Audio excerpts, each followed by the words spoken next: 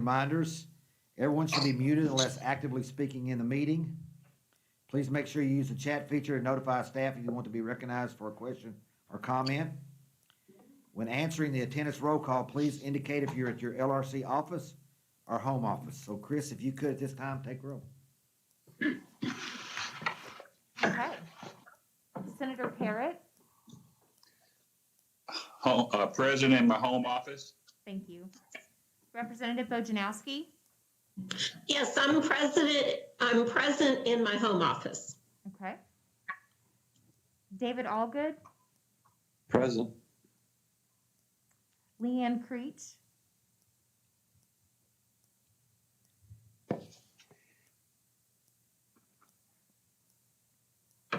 Thomas Loreno, I'm at home. thank you.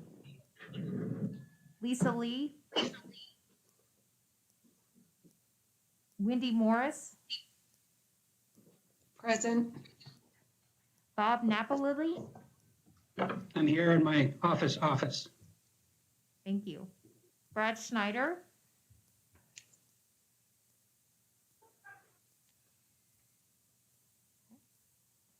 Amy Stade, Present at home. Steve Shannon, Brenda Wiley,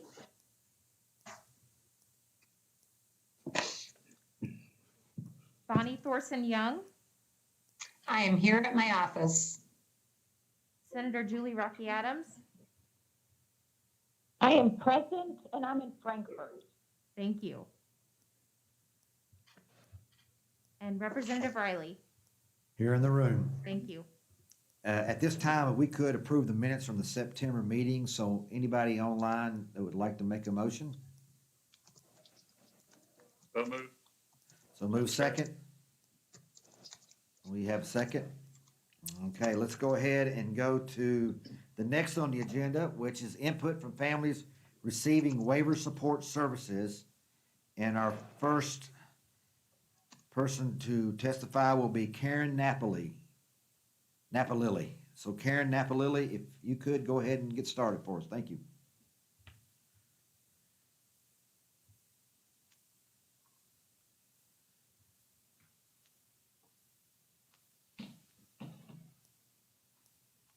Karen, can you hear us?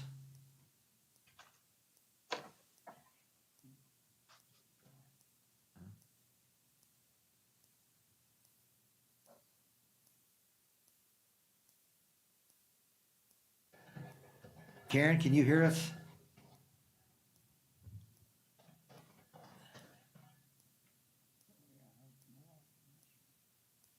That's Karen right there.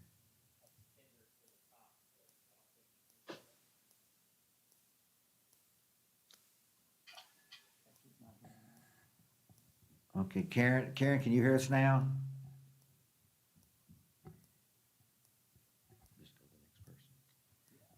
Jenny Payne. Jenny, do you hear us?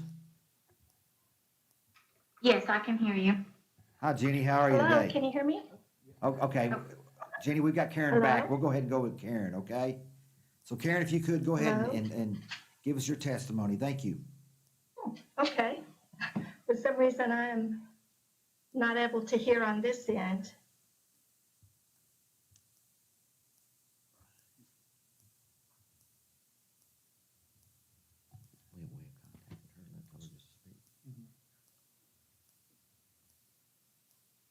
Okay, I apologize. We're trying to reach Karen a different way than audio. Thank you so much. Forgive me, I'm not an extemporaneous speaker, so I have written down some notes. This is so important to Robbie and so many other families that I wanted to be sure not to miss anything. So thank you so much for giving me the time today to share a little bit of a glimpse of our family's journey with our son, Robbie, and a few of our hopes and dreams for Robbie in the years to come. And although every family that has a child with a severe disability has a unique blend of temperament and giftedness, I can think of many other like-minded families with whom I'm very, very close, friends that I'm also representing today. So just a little bit about our family's history. Robbie lived at the Home of the Innocents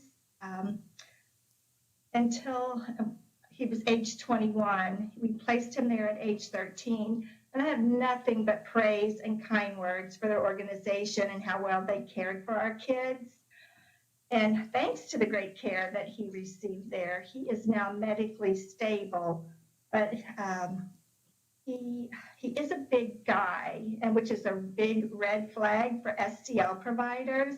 So at age 21, when he aged out of Home of the Innocents, Robbie was, for all intents and purposes, considered homeless. And that's when we learned about the STL waiver residential option, and we were granted an emergency slot. My husband and I were so excited. We immediately sold our home and bought a duplex cabin on the Ohio River. And we made the lower apartment and the Riverview patio completely handicap accessible for Robbie. We were absolutely on cloud nine. We could not believe that we were going to be able to have our own place for Robbie. He was going to be independently living in his own home, yet right beside us. And Robbie absolutely thrived. He joined a Special Olympics bowling team, a softball team, and watched his new friend Lexi cheer at a basketball game. He joined a community faith club, and he was active in the disabilities ministry at Southeast Christian Church. And he participated in every leisure outreach activity that Dreams with Wings offered. But most exciting and best of all, Robbie was able to give back to the community. He opened up his river home to all of his new friends in the community, and he hosted karaoke nights, river dances, poetry readings, and just on and on. So Robbie's SCL plan was just the absolute perfect plan until it wasn't. Robbie was the only resident living in the home, and the SCL typical residential model provides housing for 3 clients, which produces 3 funding streams. And the agency that we used, which was Dreams with Wings, was just wonderful. And even the owner's husband was chipping in to help bathe Robbie. Just as an FYI, everything that we do for Robbie, like personal care-wise, it requires 2 sets of loving hands, and the SDL waiver could only fund 1 set. So soon reality set in, and our Cloud9 Dream Home required that my husband and I, who were both working at the same time, we decided who was going to sleep one night and who was going to sleep the next night, so we could be the extra set of hands for Robbie. And after much budgetary analysis and prayer, we and Robbie's care team knew that there just wasn't going to be enough funding to sustain Robbie's care plan. But hope springs eternal. Pat Ware was the commissioner at the time, and he said he would visit Robbie's river home and see what he could do to help Robbie with another program called Money Follows the Person. So we, again, were on cloud 9. We just knew this was going to be Robbie's answer.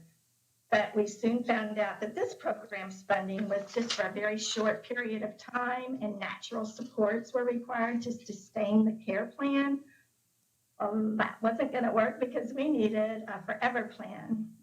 So our beloved curly-haired boy, who was living his best life ever, headed to Hazelwood, a state ICFDD, until my husband and I could rally and come up with a better plan for Robbie. Robbie's life in the community just came to a screeching halt. What we found out is that no other plan outside of institutionalization exists for a gentleman who's 200 pounds with cerebral palsy, a seizure disorder, rods in his back, who requires 24/7 care, modified diet, special lift equipment, and on and on. So when a spot opened up at Cedar Lake Lodge in 2009, we moved Robbie there, and Robbie is now at Cedar Lake Lodge. We are absolutely grateful for the lodge, but it is also an ICFDD. And Cedar Lake is very well-known nonprofit, and they successfully serve hundreds and hundreds of people in the community. And I've repeatedly asked the executive director if their organization would please support Robbie in the community, but the answer is always no, it's just too expensive to serve Robbie in the community under the current SCL model. So as great as Cedar Lake is, we know that Robbie is not blessing anyone by sitting in an institution with 67 other nonverbal individuals. He wants to be a part of the community again, just like when he lived in his river home. He loved giving back by opening up his home and having friends in and hosting events. And at his river dances, he always had over 100 people in attendance. He was an amazing host. I'll just share one more other thing that happened when Robbie lived in the community that my husband and I were not expecting. And that is our little Robbie became a silent mentor to restaurant staff and restaurant patrons. And I'll just share a real quick story. When we first took Robbie to the Cracker Barrel, Robbie, as you can see on the screen, is an ample-sized man, and his custom wheelchair with the extra wide armrest and footrest make for a pretty grand entrance into a restaurant. So when we were seated the first time, the server did not quite know what to do with us. She had never seen such an atypical family, and no one ever had eaten there that required meal preparation requirements, as our son does, in the form of a ground-up mechanical soft diet. And we could see the apprehension on her face, but we could tell she sincerely wanted to make Robbie and us feel welcome. And after she took our order, I asked if there was an available electrical plug outlet that I could use to grind Robbie's food. And when our dinner arrived, Bob and I, we always just take turns giving Robbie bites of food while we eat. And we could see that our server was really observant, and you would not believe how different our experience was when we went in the second time. Second time when we went back, the hostess actually remembered Robbie's name. She greeted him personally, and she asked if we wanted to have the same server because the server said how much she enjoyed meeting Robbie. And so I want to fast forward to today. Now, when we walk into the Cracker Barrel, every server, every manager knows Robbie's name. And get this, they ask Robbie what he wants for dinner, we answer, and then they process his meal in their kitchen. And out comes Robbie's plate that's served perfectly, mechanically soft modified, and is ready for Robbie to enjoy, just like any of the rest of us when we would go to a restaurant. And that is just one small example of why not only does Robbie need to be in the community to live his best life, but he needs to teach others how valuable everyone is to the world. And our Robbie brings out the best in people. We have seen this happen over and over and over again when we're in the community with our son. And we have lived firsthand the stark contrast between institutional and community living. Robbie made so many friends during his time in the community, and to this very day, his friends Tony, Andy, Lexi, and Daniel, they always ask about Robbie when we see him. He rarely gets to see any of his friends anymore. It is just not possible for an organization as large as Cedar Lake Lodge to get him so many places. So, in closing, that is why I'm so happy to be here today. I was asked by Chris what it would take to serve an individual like Robbie in the community. Well, what Robbie needs to be in the community is not a quantum leap from the current STL waiver. He just needs exceptional supports, and chief among those supports is a mechanical lift system and 2 competent, compassionate, and well-compensated caregivers for all of his daily activities and integrated healthcare needs. And I believe wholeheartedly that Robbie needs to be in the community in order to give back to his community. And there's nothing more that my husband and I would rather do in our golden years than to take on this leadership role to help make this happen. We even have the home picked out and are willing to purchase the home if we can help Robbie and 1 or 2 of his other best buddies who also have significant caregiving needs to live independently in the community without their aging parents pulling the night shifts. Bob and I so much want to work alongside of this community to help you design an exceptional support waiver that's sustainable for individuals when their parents are no longer able to care for them. Please allow us that opportunity. So that's just a brief summary of of Robbie's story and why living in the community is so important, not only for Robbie, but to all of us in the Commonwealth. And I thank you so much for the opportunity to speak with you all today. Thank you, Karen, and for telling us the story of Robbie and his family, and we really appreciate it. I don't know if we have any questions for Karen at this time. If we do, we'd probably have to type them in, wouldn't we? Okay. I've asked her to make sure her audio. Okay. Okay, at this time, we'll go ahead and go to our next presenter, Jenny Payne. Jenny, do you hear us? Yes, I can hear you. Hi, Jenny. Go ahead and start presenting. Thank you. Okay. My husband Rex and I have been married for 25 years, and I'm mama to 5 wonderful kids and nana to the most perfect 4-month-old boy. 3 of my kids have with reactive attachment disorder, fetal alcohol spectrum disorder, and low IQ. Amanda is 25, Katie is 23, and our sweet baby Angel will be 22 in a few weeks. Our girls came to us through foster care, but the cabinet never allowed us to adopt them. When they each turned 18, we became their legal guardians, and they changed their last name. Not being their legal parents has caused some issues with the waiver. Has had a Michelle P. since 2013, and Angel has had the SCL waiver since 2019.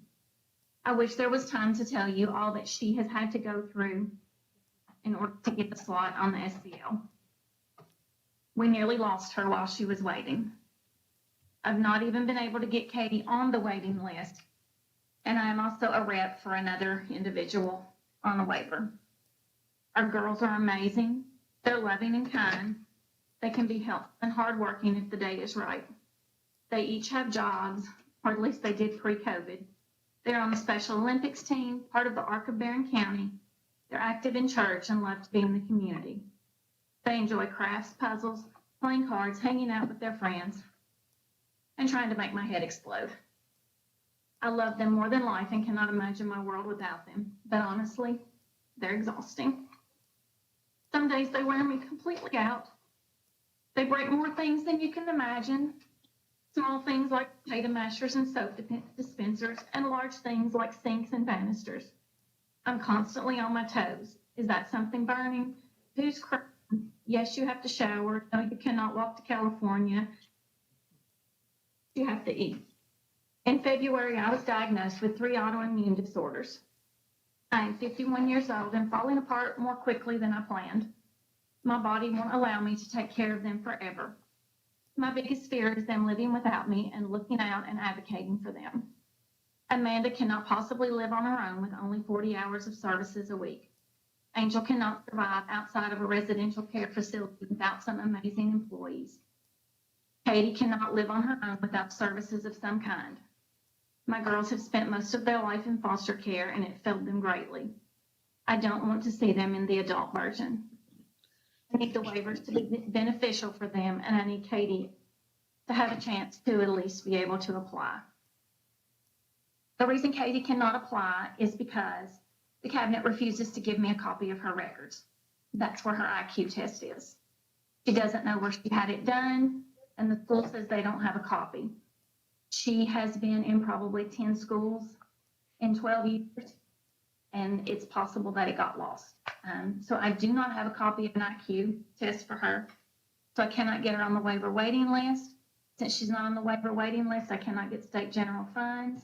She's been approved for heart supported living grant, but right now they're afraid funding is going to be cut, and so they are not doing anything. Everything's on hold, so even though she's been approved, she gets nothing. So once again, Katie has fallen through the cracks.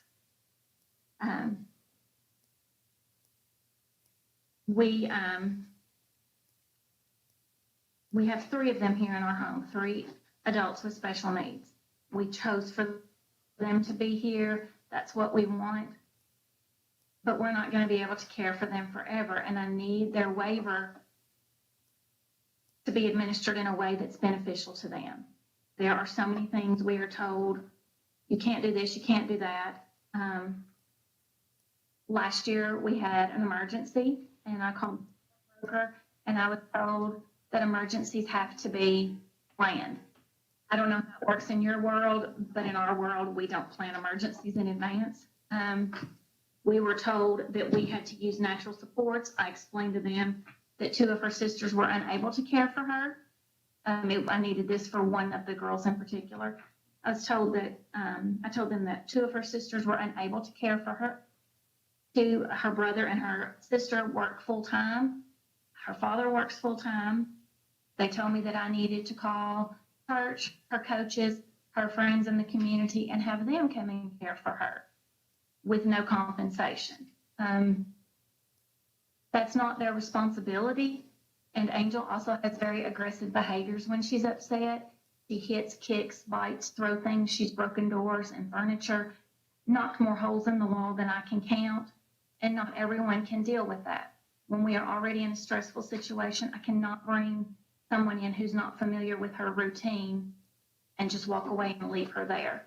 It's not going to be beneficial to anyone. Amanda wants to live on her own someday, and I think that she could with a great deal of help, but 40 hours a week is not going to give her the supervision that she needs. It's not going to allow her to be successful on her own. Amanda cannot fix meals without supervision. She melts things. She leaves plastic on the oven. She forgets things in the oven. She sets timers wrong. So it's not even safe for her to live alone. None of my girls understand danger. They open doors without asking who it is. They walk away from me in a store and don't realize that I need to know where they are. They don't have that ability to recognize that there's danger. I think one of the biggest problems that I have with the waiver is that participants and their caregivers don't seem to have any real representation. I'm always disappointed at the number of caregivers at meetings. At one meeting, I was one of 2 people who was a caregiver. There were no participants there. I overheard something that explained it all to me. I was sitting in a group of people who were agency employees. I overheard them talking about their hotels, their dinner plans, and their mileage reimbursement forms, and it dawned on me. They were not only being paid to attend, they had an expense account. I had to use my hours for one of my girls, pay out of pocket for the other 2, pay my own gas, go through a drive-through for supper, rush to and from the meeting, 2.5 hours away. I drove 5 hours and was allowed to speak for 2 minutes. Waiver participants were represented for 4 minutes in a 2-hour meeting. Everyone else was speaking about things from their agency, how their agency should bill things, how their support workers should go about having meetings. The concerns of waiver participants were discussed for 4 minutes out of a 2-hour meeting. And it's because parents can't get there. We can't drop everything and go to all of these meetings, especially when we're only going to be heard for 2 minutes. 2 minutes is not enough time for us to lay out our concerns, tell our stories, and what our girls need or what our children need. Katie, I think, could live on her own with if she had even a Michelle P. waiver. Katie functions the highest of the 3, and I think if she had someone to give her transportation, because she cannot drive. We've tried. She cannot do it. We've gone through a lot to try and teach her to drive, and she doesn't have the reflexes to do it.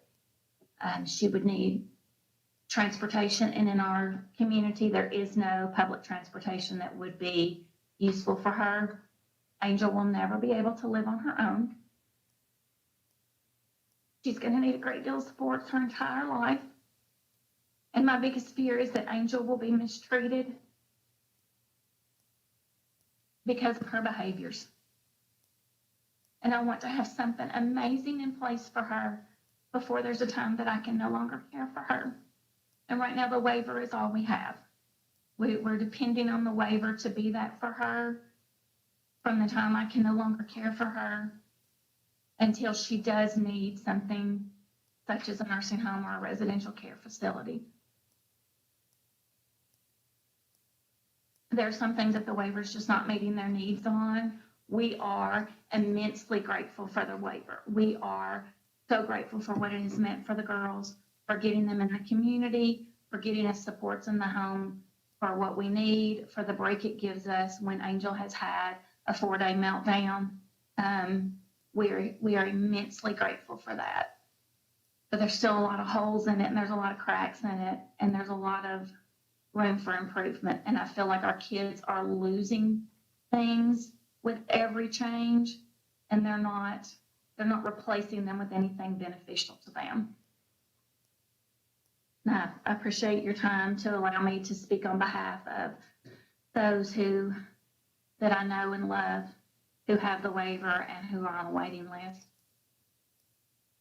Thank you, Jenny. Jenny is one of my constituents, and I have a great deal of admiration for what she's done. I've seen her work with her children and all the great things. And Jenny, we do appreciate your testimony a whole lot. I think we have at least one question. David Allgood has a question for Jenny.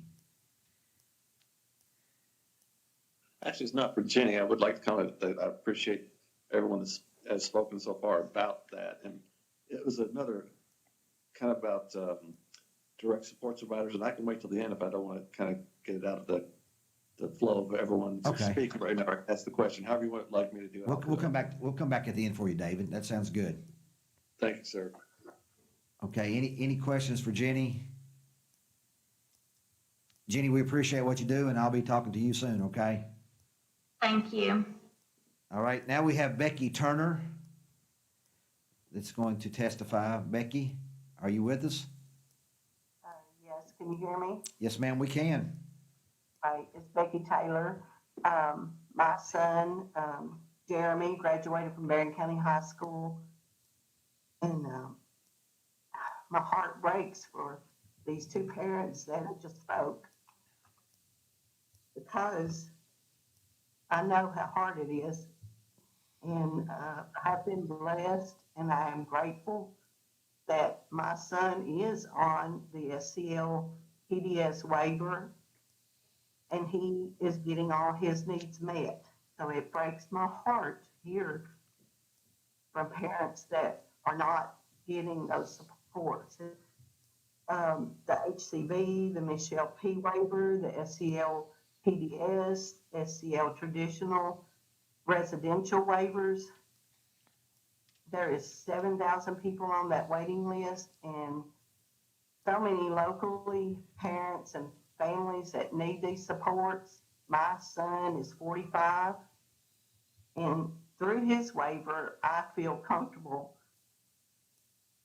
that he has workers. The SCL PDS waiver allows him to be his own boss, and he's the employer of his workers. And if something happens to me, I feel comfortable. And so I can sympathize with the other parents that are not on these waivers.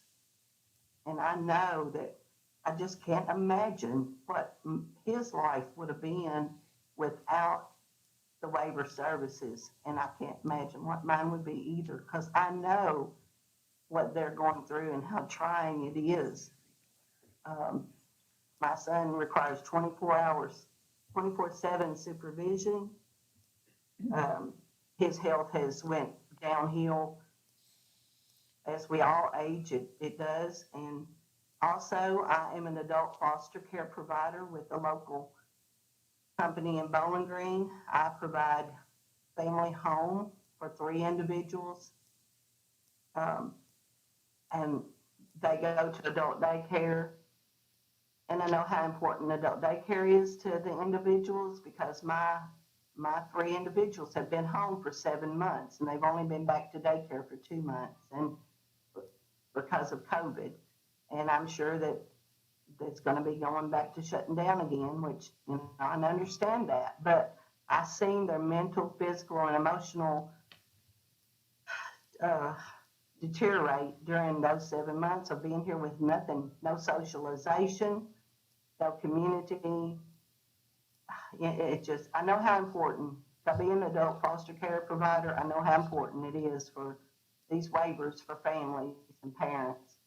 I won't take up your time. I appreciate your time, and I am so grateful and thankful for the waivers. He started out from HCB waiver to SCL traditional. He used to go to TJ Adult Daycare, and of course TJ Adult Daycare through the hospital, our local hospital in Glasgow, that daycare closed down. So then I had to find other options, and fortunately, we got to be on the SCL PDS waiver and switched over to that waiver. So I'm blessed and thankful, and I appreciate all of you all, and you need to, these parents need your help. We all need your help. And I appreciate your time. Thank you, Becky, for being with us, and Becky's also my constituent, and I had her son Jeremy at school at Barron County. You tell Jeremy Coach Riley said hi. Haven't seen him in a while. I will. I will. Any questions for Becky? Okay, at this time, we would like for Steve Shannon to read a letter that was submitted by Melanie Tyner Wilson. She was not able to be here today, but she sent a letter that she would like to be put into our testimony. Again, this is from Melanie Tyner Wilson, person I've known for a long time. She's asked me to read this. This is her words, so it's not my words, into the record. To senators, representatives, provider representatives, ARC of Kentucky representatives, self-advocates, and family members. From Melanie Tyner Wilson, October 26, 2020. Comments to the Exceptional Supports Task Force from the perspective of a family member. Thank you so much for the opportunity to share comments with this important task force involving individuals with intellectual and developmental disabilities in the state of Kentucky. It is an honor and a privilege to provide written comments. I have spent the last week reviewing the meeting materials, listening to previous meetings via Zoom in an attempt to understand the unique opportunity and challenge that a task force of this nature provides to my loved one. In the case of our son, we have not applied for exceptional supports at this time. In talking with people in the field, I have been told that there are challenges with agencies being able to implement the exceptional support once approved. In the case of an individual with extreme behaviors, there is a need to do a functional behavioral analysis to determine the function of the behavior, develop an intervention plan that is called a behavior intervention plan. Individuals that are minimally verbal with challenging behaviors are attempting to communicate. Behavior is communication, and any aggression towards staff and or self-injurious behavior is communication. There are many triggers that can cause a behavior to occur. Physical pain, such as constipation, a seizure, fever, toothache, etc. Too many people or too much noise. The list can go on and go on. Triggers can come from previous trauma, anxiety, anticipation of something that has not occurred as of yet, and or fear. The stress of life under COVID-19 has taken away activities. Sleep and behavior have been impacted. We have experienced many of these things in our life with our son. He is an amazing human being attempting to tell us things, and we just have to listen. Our son Jay was born in 1993 and diagnosed with autism in 1995. We received the expensive comprehensive evaluation, sent home with no information and no connection to anyone. Just a medical diagnosis, nonverbal, apraxia, intellectual disability, ADHD, and autism. Autism was just beginning to be understood as a developmental disability, and since that time, the incidence rate has increased 50-fold. Doctors could tell us that Jay had autism, but no one could tell us why. We were unlikely pioneers on an unexpected frontier. It has been an honor to be part of my son's life. Once my life changed with this information, I searched the internet for the latest research, and my amazing husband began to focus on our son. We each dealt with this information differently. We each responded in our own unique way. We met other parents through the Autism Society of Kentucky Bluegrass chapter, connected and shared the journey. These people have been in my life for 25 plus years. Families need someone to connect to, and in the job that I am doing now at the University of Kentucky Developmental Pediatric Clinic, I also have the honor of being part of the journey. I attempt to assist caregivers on how to navigate the system they will now become a part of in attempts to meet the needs of their child. Educate about safety, elopement, wandering, and overall safety needs of the child. I help them to understand the importance of finding ways to encourage language when there is limited functional communication. Caregivers want to connect their child with their child just as any other parent would. Connecting with other caregivers to decrease isolation becomes a powerful tool as well. I have become a disability advocate, educator, and navigator. I experienced discrimination for the first time in my white, heterosexual, middle-class, educated lifetime. Families are experts on their loved ones, but frequently do not have degrees, and that is okay. Empowering them to be an advocate and navigator for their child can be powerful. Caregivers are not always sophisticated or graceful in their advocacy journey with their loved ones, but they are the most important member of the team because they live with this child and love them. Many times, caregivers have given up careers in order to meet the needs of their child. I remember feeling like everyone else knew what to do for my son but me. Lastly, a question that is foremost in my mind in this part of my life is, who will care for my son after I am gone? As I write these comments, I am reminded that my life on this earth has a specific length, and that I need a plan and prepare for our son's life after I am gone. It is possible that this task force will provide much needed resources for myself and other aging caregivers. It is a responsibility of this task force to develop policy and procedures for exceptional supports along with appropriate funding. It would be my humble hope that the process would be easily accessible as these supports would be applied for during a crisis. The most important thing is we'll have staff with appropriate degrees and credentials. This direct care must be done with respect for the individual. It must be done safely and have a desired outcome. Melanie Tyner Wilson, Jay's mom. Thank you, Steve, for reading that letter from Melanie at this time. If we, or- okay, Mr. Allgood, if you could go ahead and ask the questions or give the comments you'd like to right now.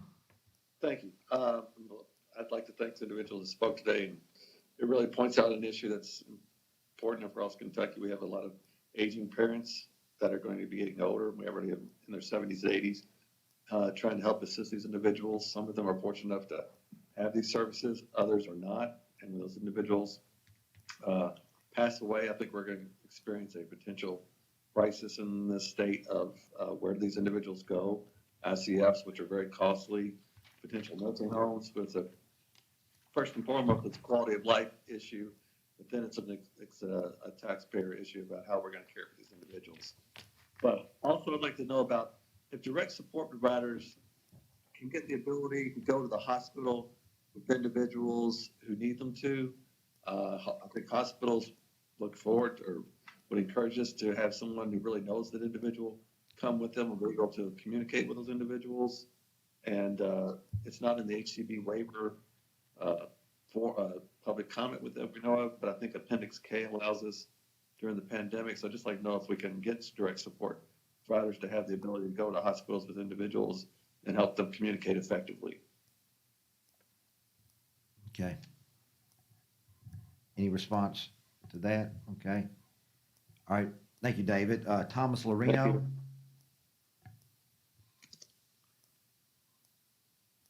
Mr. Lorino, are you there? Yes. Okay. Yeah, I'm here. Good morning. Thank you. I have a question for Jenny Payne. Something that you were mentioning and talking about. You kind of glossed over it, but I do think it's something that this committee should be, looking at and thinking about. You mentioned something about, and I have to apologize. I know you have several different, individuals, and I can't remember which one, but you mentioned something about one of them, you being unable to get them into a program because you searched and searched and you couldn't find psychological records on them from school districts and whatever showing their IQ, and as a result, you were foreclosed from the waiver program. And over the years, I've seen this as a serious problem with a few individuals. Very often, people that are under state control And unfortunately, they get lost in the system. Don't ask me how. Nobody has any school records on these people, but it happens. I remember a case many years ago, probably one of the most upsetting things that I have ever experienced, where a young girl aged out and basically ended up bounced out of programs because nobody could find school records on her. And the way the regulations were written at the time, that unless you could produce school records before the age of 18, they were foreclosed from the SEL waiver. Jenny, I would like you to maybe talk a little bit more about what you went through with that and the problems of that, because I do think the task force should maybe take a look at how people are, how people become eligible for these programs and some of the barriers that exist that have to be there. Jenny, let me let you talk for a moment. It was Katie, and I'll forgive you because I tell my kids all the time, as long as I don't call them the dog's name, they're lucky.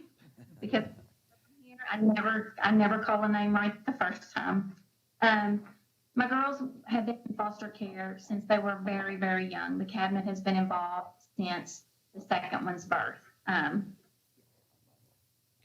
When children age out of foster care, the law, they're entitled to one copy of their foster care records. For about 3 years, I tried to get Amanda's after she turned 18. I had to pay 25 cents a page. Well, Amanda was in care for 12 years. Do we have any idea how many pages that is? And she's entitled to a copy free. And what they told was that they gave her a free copy to the guardian ad litem. And when I went through just climbing the ladder and calling this person's supervisor and this person's supervisor, finally they sent me a manila envelope that had about 10 pages in it. And it was things like eye exams and third grade report cards, nothing useful.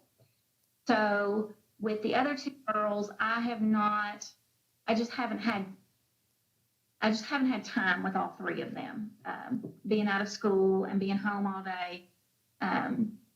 Because what happened was when Angel was under the cabinet's control, they put her on the college and career path instead of whatever it's called, where you get to stay in school till you're 21. Angel graduated with a high school diploma and more keys money than my daughter, who took dual credit courses. She cannot say her alphabet and she could not spell her name, and they wouldn't allow her to change it. So there's a lot of things that kind of, it's like a card that just is layers and layers. So the girls were home at 18 when at least two of them really weren't prepared to be home all day. So I haven't had time to fight the cabinet. I can only fight so many fights at once. I'm fighting Adult Protective Services. I'm fighting the waiver. I'm fighting guardianship. I'm fighting to get my girls jobs. I'm fighting to get them medical care they need and the therapists that they need and the positive behavior supports. And there's only so many fights I can fight at one time. So I've asked one time each for the other girls for their records, and I was denied. So I have no records on my girls. I have no family history. I can't tell you where they went to third grade because they don't remember, because between their intellectual disability and the fact that they were sometimes in 3 schools in one school year, they just don't remember. They'll say things like, when I lived with you when I was 8. Well, they didn't live with me when they were 8, so they're confused. So that's a huge thing. The fact that I cannot get her IQ, and the only thing I've ever been told is that her IQ is 71. The waiver says that if your IQ is over 70, that you don't qualify. The psychologist that I know did Amanda's IQ test told me that it's supposed to be plus or minus 5 and that they should take it. They're telling me no, they don't do. I can't remember what they call it when it encompasses plus and minus 5. But that they don't take that into consideration, and that I have to have a copy of her IQ test. I did find some paperwork that said that they wanted her to go see this psychologist that Amanda saw, Ollie Davis, and I called him and he said he did not have a record of her ever having an IQ test done by him. I also found some records that said she had been to Wisecoff, and when I call Wisecoff, they tell me they can't give me any information, even though I'm the guardian, because somehow or another it's tied to the cabinet stuff because they were minors at the time, and that the cabinet has to get it for me. And it's just, it's all a massive, it's like more red tape than you can imagine. Two of the girls have their name changed on everything. Katie still has a medical card that has her previous last name on it. So it messes up her medical records because I cannot get Medicaid to change her name on her medical card.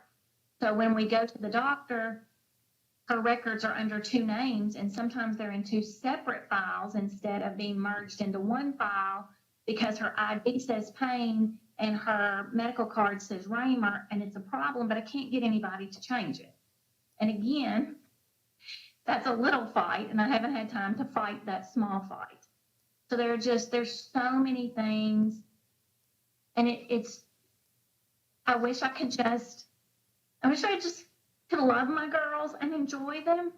And instead, there are days that from the time my feet hit the floor until I go to bed at night, I am on the phone saying, I need this medical card. I need her therapy approved. I need you to pay for her flu shot. I need. And I need these things for my girls.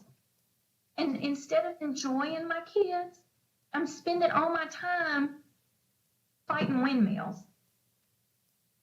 And even though it needs to be done, it feels so counterproductive because at the end of the day, sometimes I have accomplished nothing and I have sat on my phone and at my computer screen all day long with my girls going, Mom, will you play a game with me? Mom, will you take me somewhere? Mom, and I can't because I am trying to make sure the rest of their life is taken care of. And this pandemic has made it so much worse. In the beginning of all this, Angel had an employee that quit. I think she had just found out she was pregnant and she was afraid. She quit, no notice. She just didn't show up on Monday. One of her employees broke her foot. She lost her job. Special Olympics got canceled all within about 3 days. We spent the next month taking things out of Angel's hands and keeping her from hitting people and keeping her from running away and just trying to keep her safe. They upped her medicine from 1 pill. They added another pill at 25 milligrams. Now that second pill, she's at 300 milligrams because she's struggling. She has nothing to do. The places that she used to go and the things she used to do, the things that gave her purpose, she can no longer do. And many of the things that she's being able to do now because they can do them outside, she's about to lose those. And she's very schedule oriented. There's some people on here that know Angel and know how schedule oriented she is. Her worker was 15 minutes late this morning, and she's late because she has a 4-month-old baby, and sometimes that happens. And she was having a complete meltdown because at 7 o'clock this morning, she was worried about being late for a 10 o'clock appointment because something was off. And she can't function like this. She doesn't have an amazing quality of life right now because all the things she enjoys are done. They've been stopped, cut off. They have so many restrictions that she can't handle them. And the other two are handling it better. But right now, she needs someone here basically anytime she's awake. She makes false allegations. So if I'm here by myself, I need a witness that I did not do something to her. And a lot of times that's what people are here for, is just so that I have backup that I didn't do anything inappropriate. But yes, the records are a problem. The not having access to the records, having people refuse to give them to you, tell you that they're lost. That's a huge issue in just a mountain of issues. But that is keeping Katie from having any services because they all build on each other. And without that IQ test to even get her on the waiting list, she doesn't qualify for any of the other services. Thank you, Jenny. I know this pandemic's influenced a lot of us and had a lot of effect on all of us, but we have an understanding of this. Imagine people who don't understand the pandemic and what we're going through and the way it affects them. And I think that's some of the things that Jenny's talking about. She's dealing with when people don't understand, when her children don't understand what's causing all this. Amy Stade has a response to Mr. Allgood, I think. Amy? Hi, thank you so much. I just wanted to quickly, I know Mr. Allgood asked the question about what we at CAP call the hospital payments that are authorized, they're authorized by the CARES Act. So historically, it's been considered double billing for a agency to send a staff member with an individual with a disability to advocate on their behalf with them when they're in the hospital receiving services. Sometimes people are nonverbal and need a trusted staff member or support person there to help them understand what's happening, things like that. So the CARES Act, CMS authorized states to issue these payments to providers and said that it wasn't double billing and said states could do that. And Kentucky is authorized to do it. Mr. Allgood was correct. They just have not chosen to issue those payments. But I know that our P&A has worked really hard with the cabinet to ensure that support people are always allowed in the hospital with an individual with a disability to make sure that they can communicate, et cetera. But it's just our cabinet has chosen not to issue those payments for that. So I did want to answer that question, and that's it. Thank you. Thank you, Amy. Next, we have Bob Napalili, who has a question for our DMS representative. Bob?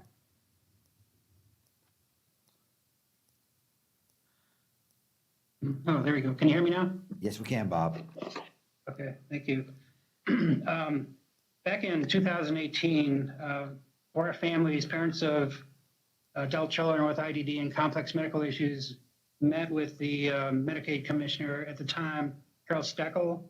And these 4 families all were seeking what you might call exceptional supports, which would enable their adult child to live in the community. One individual had a son at Hazelwood. One individual was still living at home with aging parents who are in their 70s and are starting to break down physically. One individual aging out of the home of the innocent, seeking residential services in the community.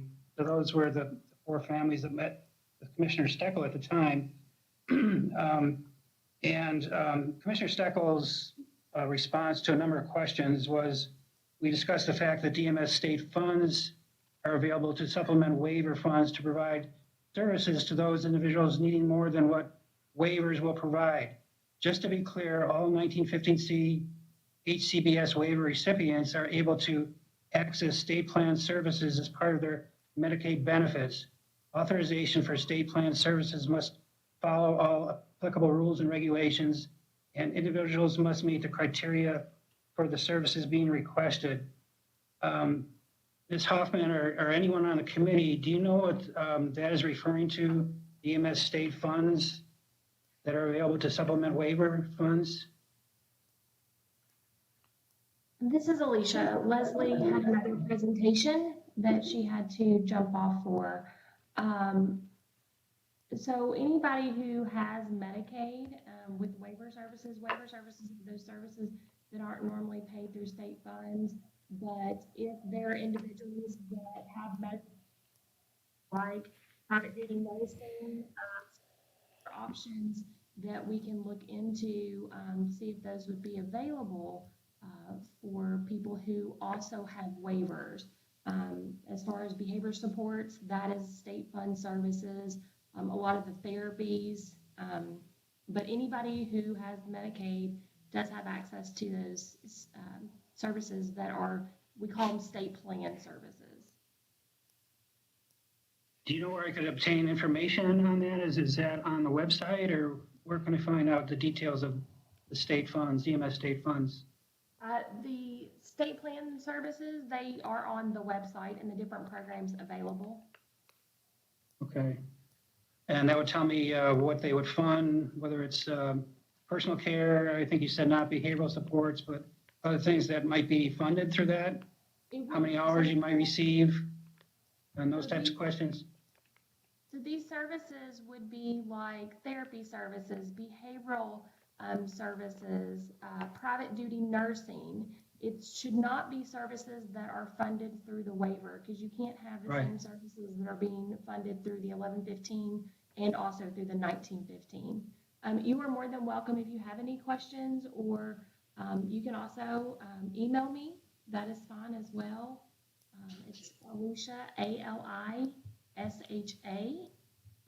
.Clark, CLARK @ky.gov. And I will try to help you navigate or point you to the right people to assist you as well on the state plan side. Great, thank you very much. You're welcome, Mr. Napoli. Okay, thank you. We will next go to the next phase in our meeting, and this is the need for waiver improvements.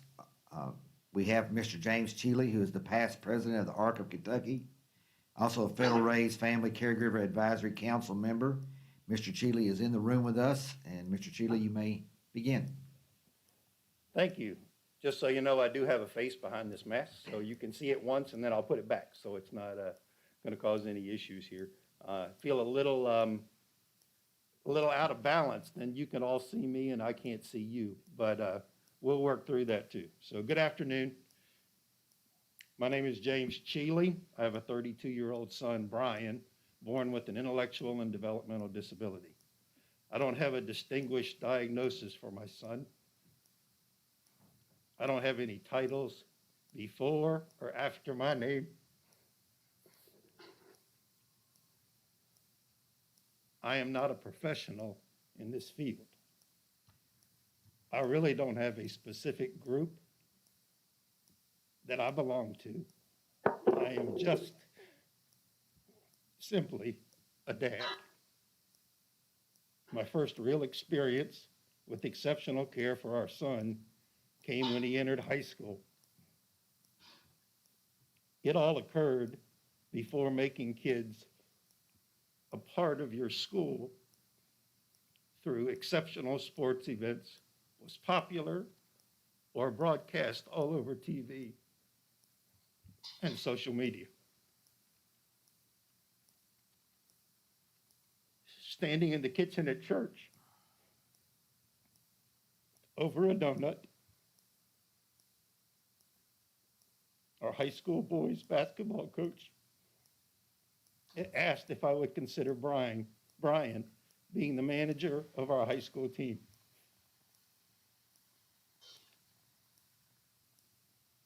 He'd come to practices, travel with the team, be the bench manager. Who would have thought that 16 years later, not only would Brian be serving in that same role, but also be managing the football and baseball teams at the high school as well. When Brian finished school in May of 2008, that same coach reached out to ask what we were planning now that Brian was out of school. You see, he had a job for him. As we all knew, the school was the best place for Brian, and he felt Brian was best for the school. Reality, though, the Barron County Middle School principal reached out and hired Brian for the middle school before we could finish working things out at the high school. But nonetheless, thank you, Mr. Steve Riley, for believing in my son. Now that's the hard part. Another thing happened in the summer of 2008. We received a letter at our home from Life Skills. case management agency for our county. It had introduced an individual as our new case manager. I asked my wife, who was our old case manager, and what kind of case do we even have? The letter asked to meet with our family. I called and invited them to come. That meeting introduced our family to the concept that services could actually be available for Brian. We were encouraged to apply for the Michelle P. waiver. We were encouraged to find out about Advocates in Action through the Arc of Kentucky. I went to the Advocates training. I discovered a whole new world. I came back and encouraged every family I knew from my work with Special Olympics to be sure they were applying for their families. I learned people were afraid of letters from the state or the federal government. I realized that misinformed was the main hindering factor in waiver services. 11 years later, information is still a major hurdle. But enough about me and my family. Let's get to the meat of this presentation. Waiver services are a tremendous opportunity for quality of life in our community. Hard to comprehend, but 40 years ago, the majority of individuals with intellectual and developmental issues were institutionalized. Some families stood up, and a significant percentage of individuals were transitioned from institution to community care. Over the last 40 years, we have come to realize that maybe the best and most appropriate care can be performed in the community. Parents advocated for the opportunity to be involved in providing this exceptional care, CDO, at a lower cost to the state than institution. A great advocate in our Commonwealth has said multiple times, the cost to Kentucky for one individual in an ICFMR on an annual basis is in excess of $420,000.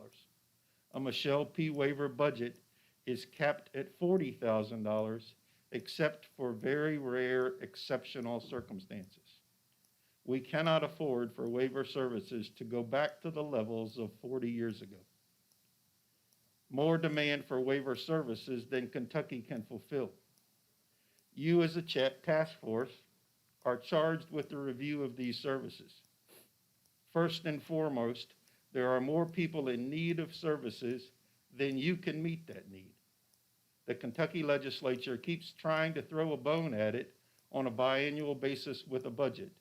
But the facts would be that if you are 12 years old and are number 4,800 on the waiting list, based on deaths of those on the list and new spots available on a biannual basis, you could expect to see waiver services when you turn 36 at best, a 24-year wait. I believe reality is Kentucky legislature will never have the funds available to provide all of the people on the waiting list a slot until someone again sues the state and forces the hand to do the right thing. You can't get the same answer twice or often any answer. About 24 months ago, we as families got a letter informing us that we could no longer take waiver recipients out of state for service. So if you lived in Bowling Green, employees couldn't take the individual to Nashville to a Titans game, even if that's what the waiver recipient wanted to do. If you lived in Florence, you couldn't drive to Cincinnati to a Reds game if that's what the recipient wanted to do. If you lived in Louisville, you couldn't even drive to Bass Pro Shops to buy a fishing lure if that's what the recipient wanted to do. It just so happens that 2 days after we got this letter, Congressman Brett Guthrie was to be at an ARC meeting in Barron County to talk about his new improved service for folks with disabilities that he was introducing in Washington. As it turned out, a Kentucky Medicaid Department employee was accompanying him to this meeting. Mr. Guthrie introduced his program, and we asked him if it was going to keep people prisoner, just as the letter we had gotten 2 days ago would say. Kentucky employee informed us that we were misinformed on the letter. We showed it to her. She promised she would straighten it out, and she fulfilled her word. But what a disaster of misinformation to families all over our Commonwealth. We have a young man, 29 years old, in Barron County that had his father pass away several years ago. About 14 months ago, his mom passed away. She made the plan for this young man to live with his sister and her family. We contacted his case management agency at about emergency slot in the SCL waiver for him. We were told he didn't qualify. Contacted the department, received a definition of an emergency slot when parents pass away. Was basically told again he didn't qualify. Contacted case management agency, came, and they, the professionals, came to the house, told the family they would have to remove the young man from the home, put him into a facility, and determine what the best course of action and care for him really was. The family, needless to say, asked them to leave. They don't know where to turn to get the answer that really provides the best care for this young man. We again contacted the department in February of 2020 and still have no SCL waiver services for this young man. On February 27th, I asked the question specifically about my son upon the death of my wife and I. Needless to say, nobody's answered my direct question. There is simply too much government oversight.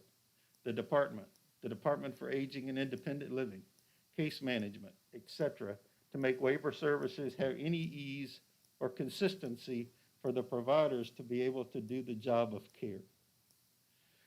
We formed a Kentucky Medicaid Advisory Panel on waiver services. From our meeting with Congressman Guthrie, I was asked to be a part of that Kentucky Medicaid Advisory Panel. We met a couple of times, 3 or 4 occasions. We did intervene on a couple of things that were going to be pushed on families, mandatory drug screenings. Haven't heard anything about that panel since a meeting for February was canceled. I really blame that on a new administration, not COVID, which leads to this. Do we really matter?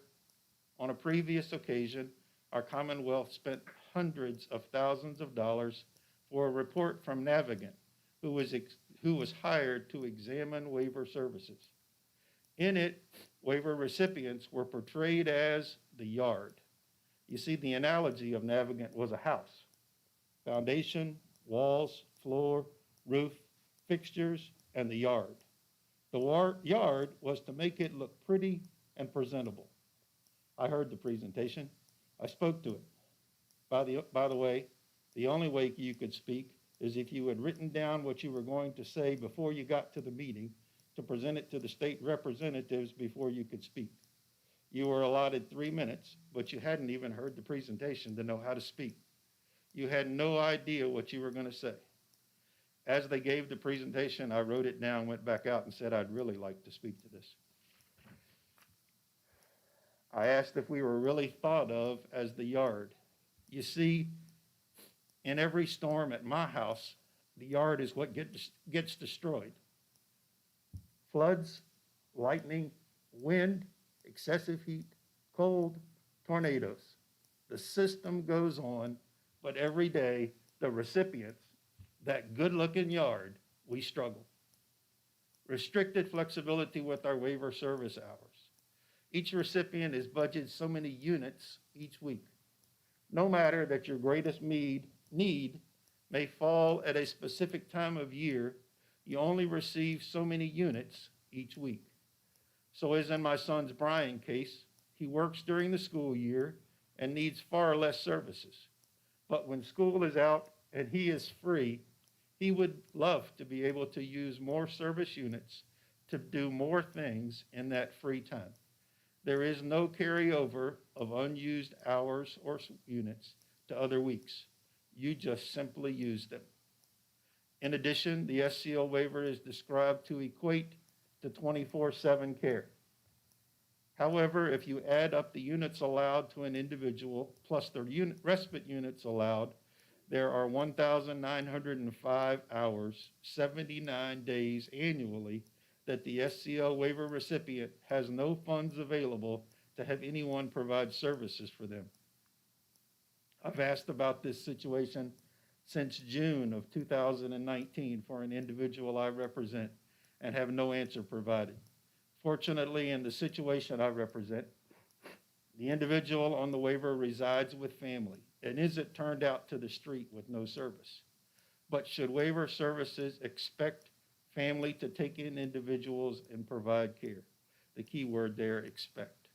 If so, in the previous young man's case, where his family cares for him, where are his services and why can't he get them? Parents now are required to ensure or prove that they are the better provider to any other individual in order to be able to provide services for their family.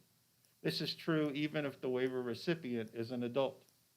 The department has said that they don't want to take away providing services from family, but the regs are written in such a way as interpretation from anyone new to the department would allow it at any time.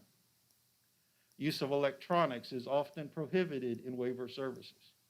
Electronics is a tool to help in the improvement of quality of life, but for some reason their use is restricted. The use of these tools is considered education, but not service. I agree with some comments that TV is not a babysitter in waiver services, but it could be and can be a tool if used properly. The young lady that I represent loves history and the History Channel. When can we speak on waiver services changes? The current system allows for this at community forums. These forums are held after the decision on changes are already determined.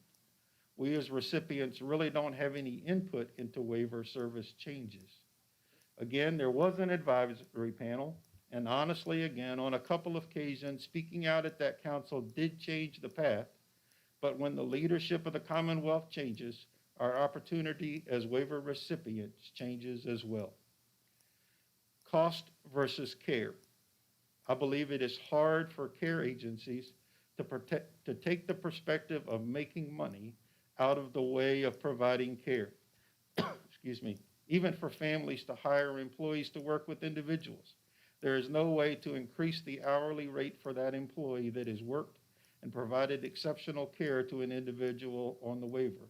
There is no cost of living increase or budget increase on an annual basis.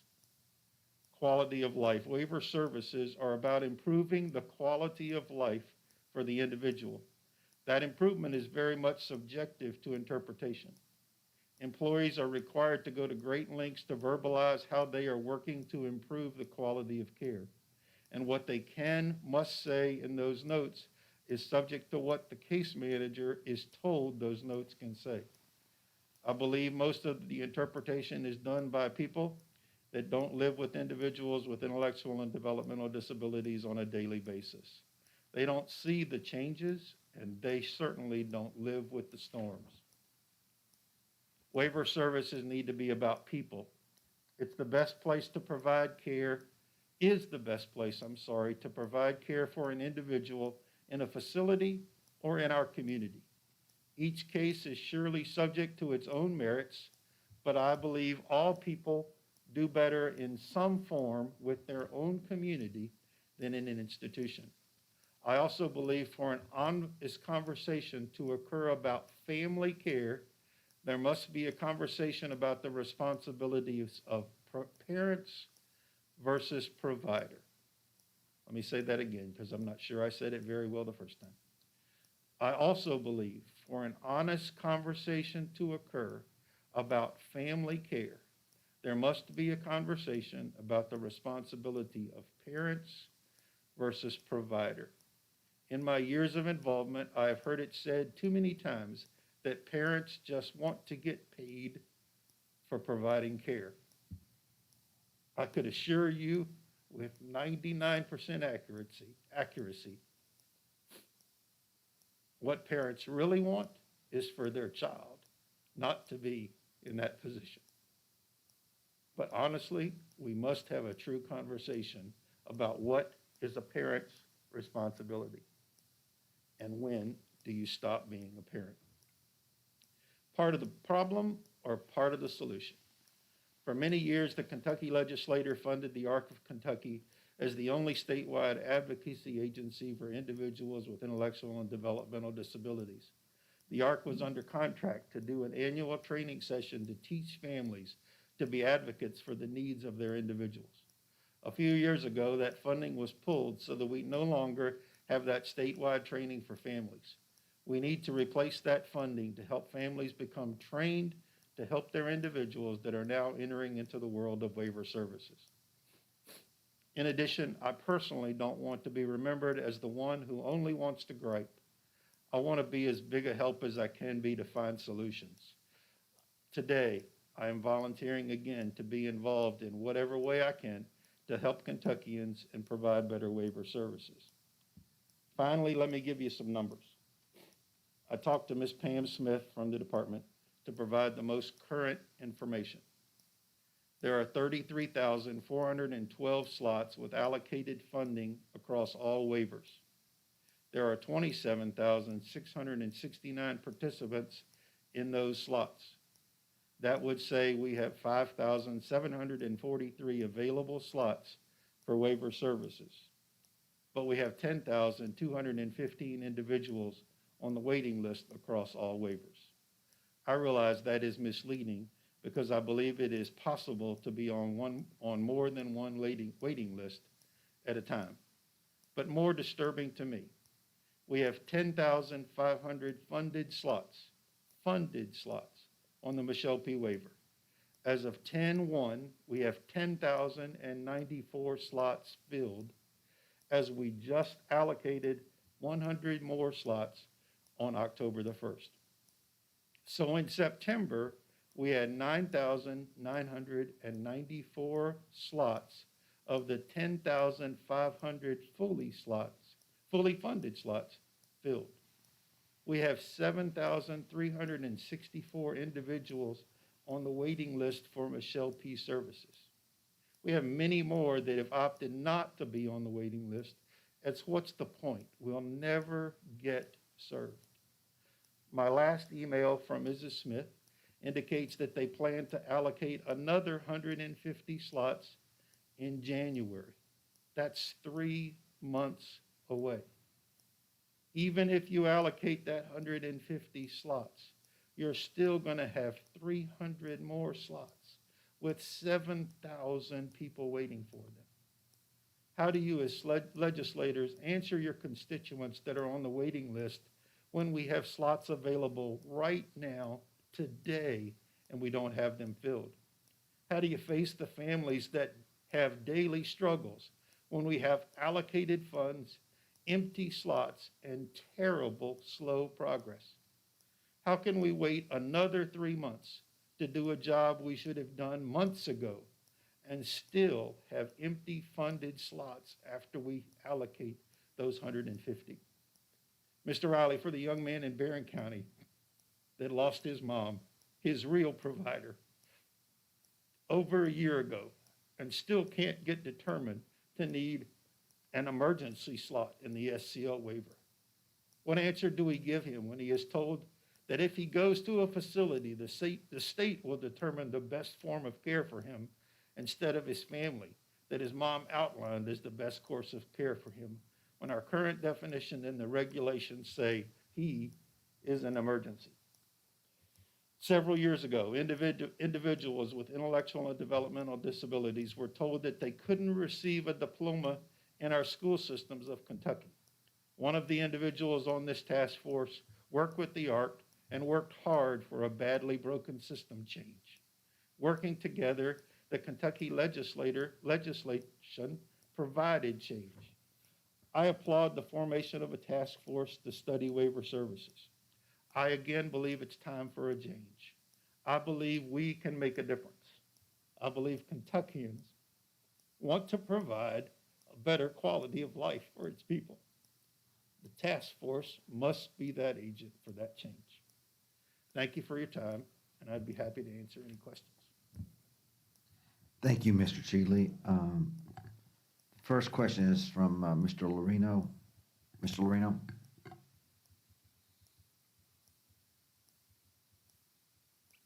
No, actually, I wanted to have a follow-up question with Jenny.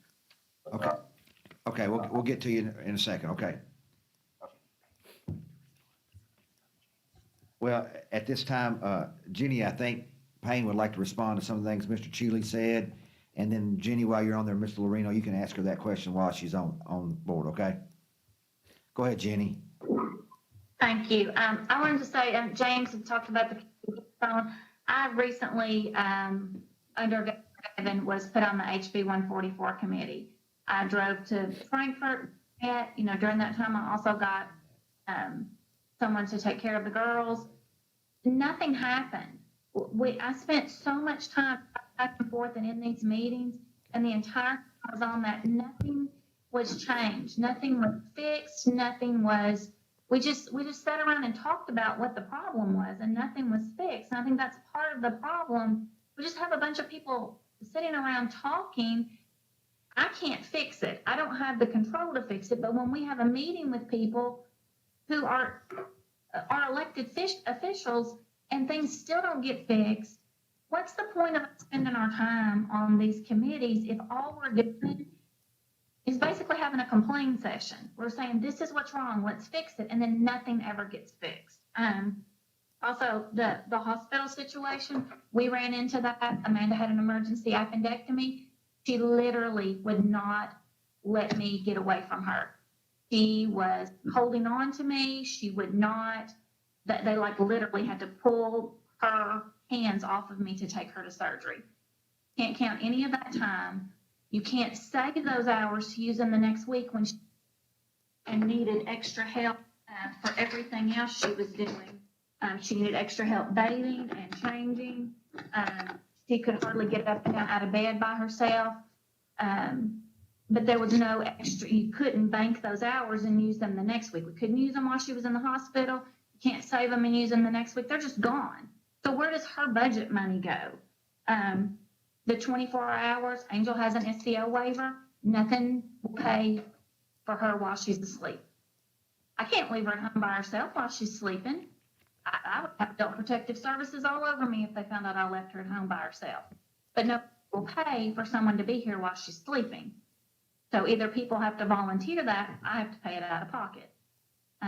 If it's supposed to pay for 24/7, we need to cover their time while they're sleeping, because Angel functions on about a 5-year level. If I left a 5-year-old at home alone, I would definitely hear about it. She does not have the ability to be able to stay home by herself, even at night. If she woke up, went out to let the dog out or something, what would we do? Family being employees, sometimes family are the only people you can count on. We've had people leave Amanda places and forget to go pick her up. We have had people to not show up, people to sit on the couch and play on their phones. It's when we started hiring family who already loves her and who wants what's best for her that she was actually getting services and not just an adult babysitter. One problem that I have with the waiver is the highest paid person. We haven't got clarification if this is going on with the SCL, but it does happen with the Michelle P. If Amanda has an employee, and I know this isn't an amount that you can get paid, but it's an easy number to throw out there.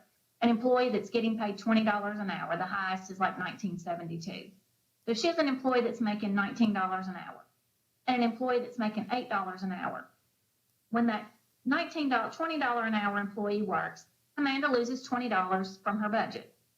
When the $8 an hour employee works, Amanda loses $20 from her budget, because what she loses is the highest paid person. So what it forced us to do, so she was getting the most out of her budget, we just give everybody a raise. Everybody makes the same amount on Amanda's waiver now. If you are hired, everybody makes the same amount. Because if she's going to lose $19, $20 from her budget, shouldn't somebody be getting it? And we asked where that money was going. If she's an employee that's making $10 less and they're the full amount out of her budget, where is that going? Because she's not getting it anymore. It's just gone. The young man that James was talking about lives 2 doors up from me. I've seen the struggles that they have. I know that they need more help because his sister has 5 children, I believe. And it's a hardship on her. She needs some backup. If both of your parents dying is not an emergency, then what is? I mean, and I was told the same thing, that to get Angel services, I needed to throw her out, that she needed to be homeless. I can't throw my child out and let her be homeless for 30 days so she can get services. You know, and those of us who have guardianship, then we're charged with neglect. So you can't win. There's nothing you can do. It took Angel 3 times and the cabinet trying to take her from us in order for her to get services.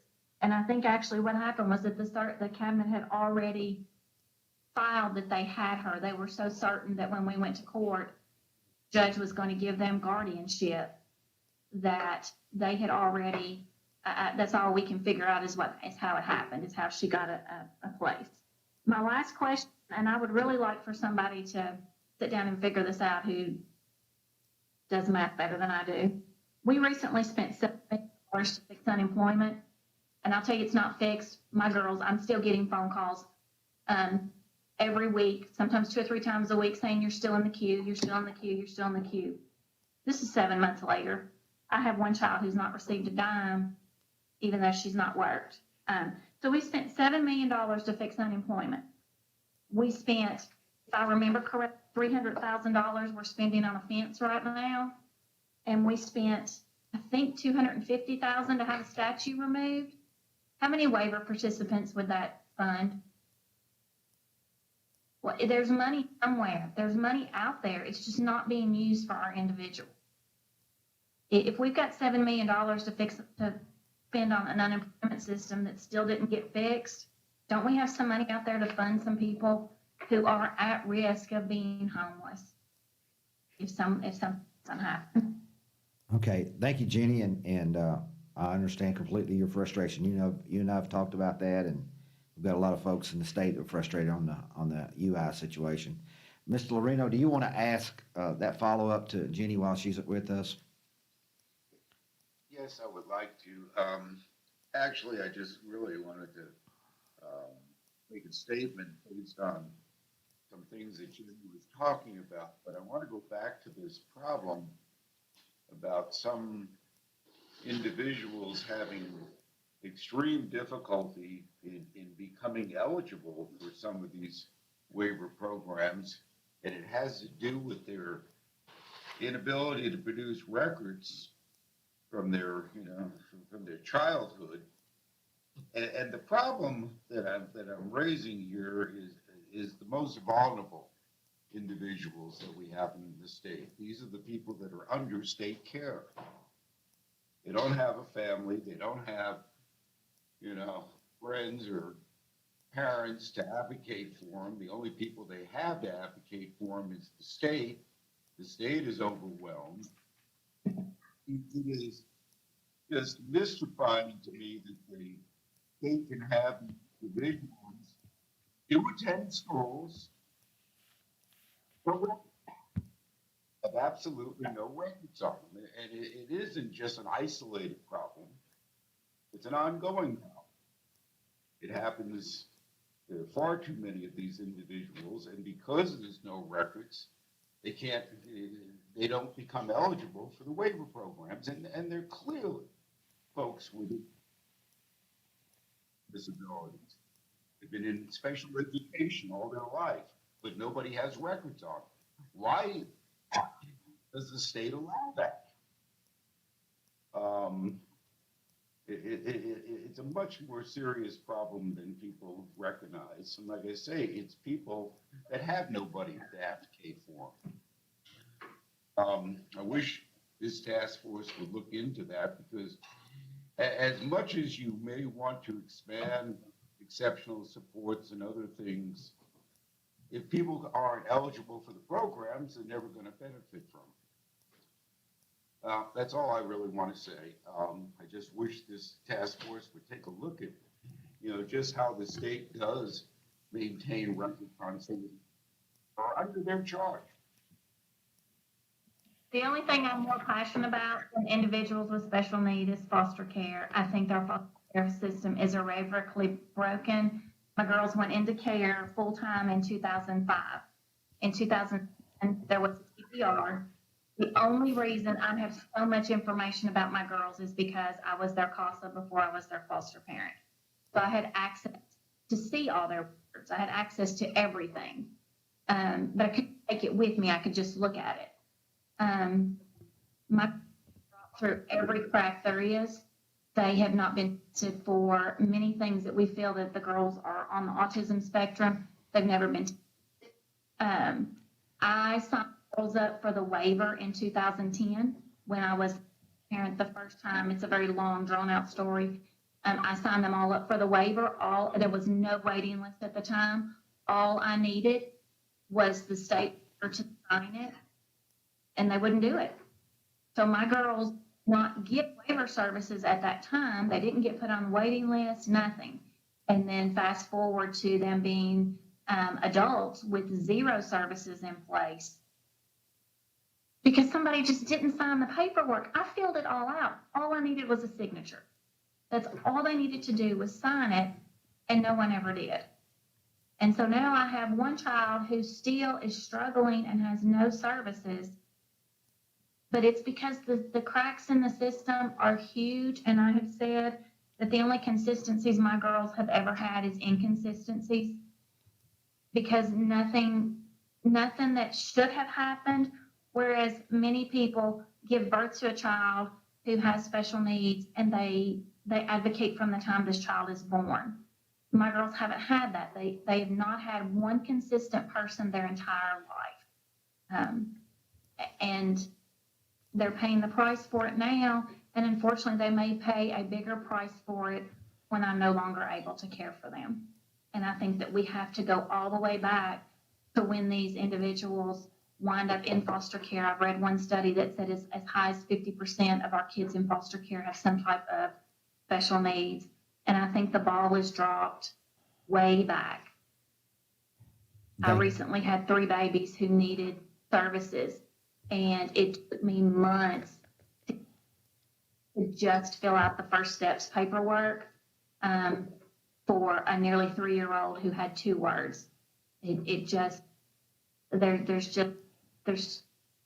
know social workers are busy, but things fall through the cracks so far back that when they're adults, that sometimes you just can't get it fixed. Thank you, Jenny. We appreciate your testimony. Also, Mr. Cheeley, James, thanks a lot for your testimony. Can I say- Obviously, I've seen a lot of the good things that you've done not only as a parent, but as a community member with Special Olympics and those in our community, and I appreciate it. Can I say greatly. one more thing, please? Yes, sir. Before everybody feels like Steve Riley called all these people to testify, that's not how it worked.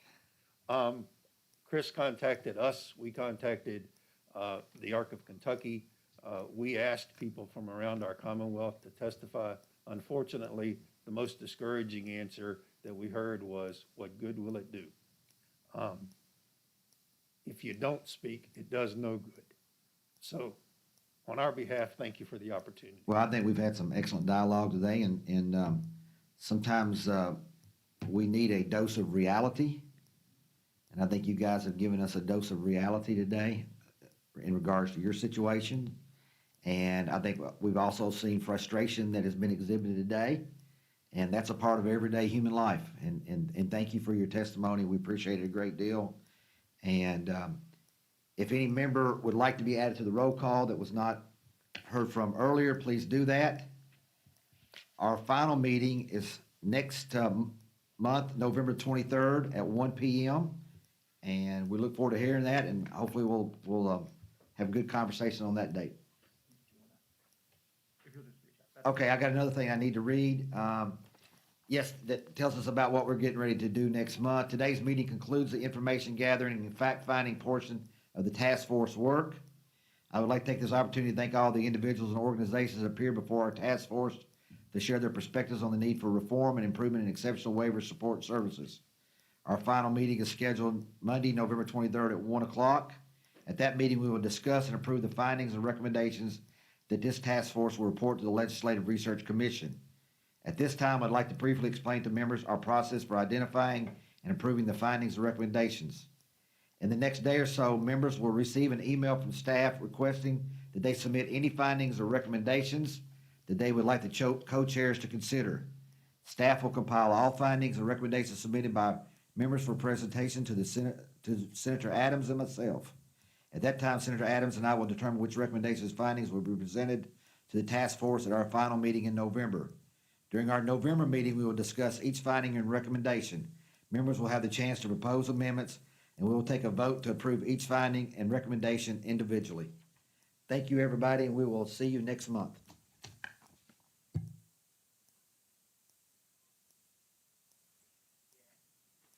And we need a motion for adjournment.